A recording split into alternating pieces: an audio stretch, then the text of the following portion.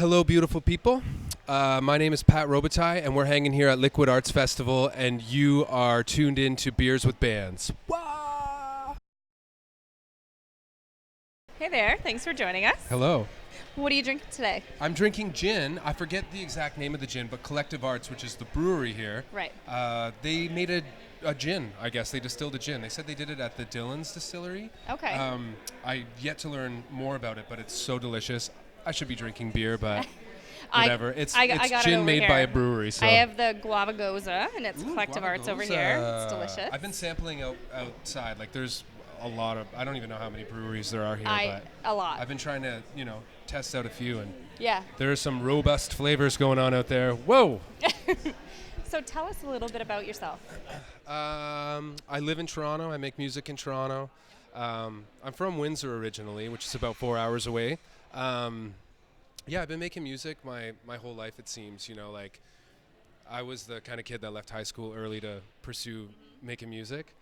And, like, early on, I wound up in America for a little bit. I had, like, a production deal when I was 18 in Los Angeles. So I went out there and kind of got, like, this really interesting experience at a young age with, like, this producer out there. And then through that, I wound up in Nashville. And then through that experience, eventually I found my way up to Canada again and split my time between Toronto and Windsor. And I've just been putting out music as a solo artist for years.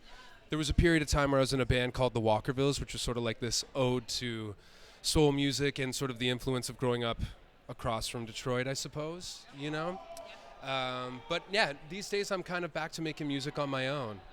And so you're Toronto-based now, then? Toronto-based now.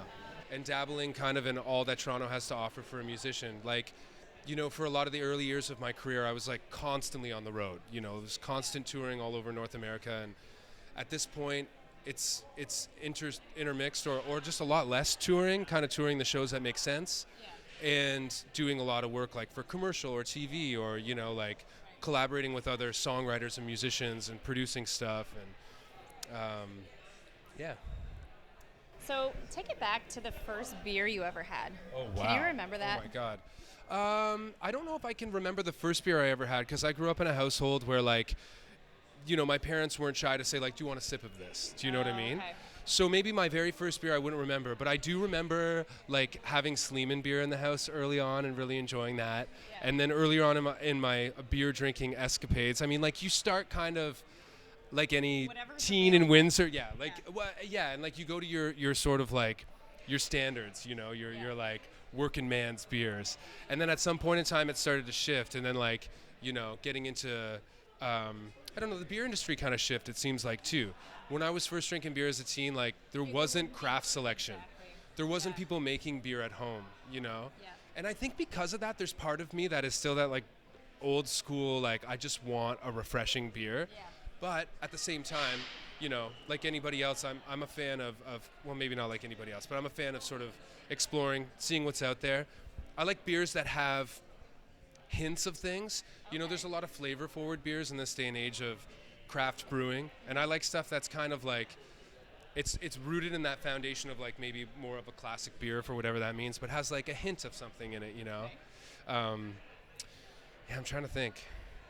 First beer, that's a good question. I wish I could remember my actual first beer. Yeah. I remember what I got drunk off of the first time I drank, but it wasn't beer. The thing that you will never drink again. Amaretto, exactly. Yeah. And Goldschlager. Yeah. Oh my. Just even saying the words makes me feel a little queasy. Yeah. What about the first? Wait, what about you? What about your first beer? Do you remember that? Same thing. I actually feel that it was whiskey. Like my Yep. dad Yep, had whiskey, of course. and he remembers me at like 3 years old just being like, "Oh, it's pop! I'm gonna drink this." And Yeah. it ended up being whiskey, and Oh. never ever. I I've never remember- touched it ever since. Yeah. That'll do it. No, that'll do it to you. There's a reason you should let kids drink early because they'll just never touch it again. Yeah. But I feel bad for people like gin. I'm having gin right now. That's a common one for people where you pull out a bottle, they go, nope, not a chance. I can't. And I'm talking someone that's 55 years old. It's like, nope, when I was 15, I drank it and threw up. Like, this is decades later. Everyone has You've that. wrecked this drink for yourself. Yeah. So luckily, like, Amaretto and Goldschlager aren't staples of our like drinking culture, so Yeah. I'm doing It's okay. not gonna be on your rider. Yeah. Fuck no. Oh, F no. It's all good. No, I'm So sorry. what about first CD you ever owned? Do you remember that? First CD? Yeah. Well, in my household, I had 2 older sisters. Okay. And in the era of like being like 90s, mid late 90s, when I'm like influenced by them heavily, they're Right. listening to like Mariah Carey and Okay. Whitney Houston, and I Yeah. remember those being in the house for sure. So if you ever got to brew your own beer, Okay. you had to name it after one of your songs, and threw in any kind of secret ingredient, what would it be called? I don't know. I'm just trying to think of the most ridiculous song title I have. I would call it Brainstorm, Oh, because okay. I've got a song called Brainstorm, and that just seemed to make sense off the top of my head because I Yeah. could brainstorm up some ingredients. I could mix them up. I'd probably put some cannabis in there, to be honest. I Yeah. think that would be a pretty cool beer. I'm Yeah. excited You're for saying on trend. Yeah, right? I'm excited to see that happen. I know Yeah. I've talked to a few friends that are in the beer industry at different levels, It's and a they're thing. saying, "Oh, we're Yeah. all exploring. Yeah. We just don't know what the limits will be and kind of what's next." But Right. cannabis-infused beers would be pretty cool. Yeah. So Brainstorm would have that, and it would also have a hint of lavender, just because. Okay. Interesting. Do you ever put lavender in your scrambled eggs? I know that sounds I have crazy. never. Put a but touch of lavender, or like it can be fresh, chopped up finely, but just a touch, or Sounds like a whole new egg experience. it is scrambled Or eggs with lavender. experience. I'm telling you, egg experience. No Touch pun of brilliance intended. over there right now. So what's coming next for you? Do you have any shows in the works or any albums? Your E EPs? Right now I'm working on a bunch of singles because I'm kind of exhausted from spending the last like 15 years putting albums out. I've probably in my life put 10 albums out in the various projects, and then like tons of singles and different things in between. But I'm finding it to just be a lot of work, Yeah.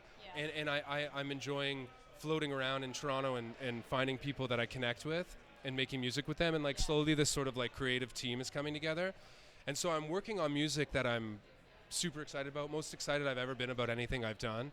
But I don't have like any grand plan, I'm just sort of, again, I was in the Walkervilles for a number of years, and now I'm shifting back into my own music. So kind of still in like this sort of like creative incubator, I have a studio in my basement in Toronto, and it's just a revolving door, a cast of characters coming through and trying to find that voice, but over the next 4 or 5 months I have 5 singles coming out, so there's a lot to check out. So where can everybody find you? Like throughout your socials? Yeah, online, like, where people find stuff, I guess, it seems like And what's your handle? Spotify, like at Pat Robitaille, Okay. my name, is my handle for everything. And so I don't have like one central hub at this point, but check it out. Yeah. And you can find our channel. It's BeerX on YouTube, and we're Beers Bands on Instagram and Twitter. Amazing. Thank you so Thanks. much. I really Thank you. appreciate this. Cheers. Woo. Cheers.